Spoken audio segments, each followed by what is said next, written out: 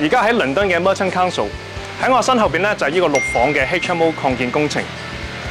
Site preparation 咧已經做好晒，咁而家個步驟咧就係做 structural 嘅工序啦。咁依間屋嘅10條鋼梁咧已經送咗過嚟 ，first floor 咧鋼梁咧已經安裝好晒㗎啦。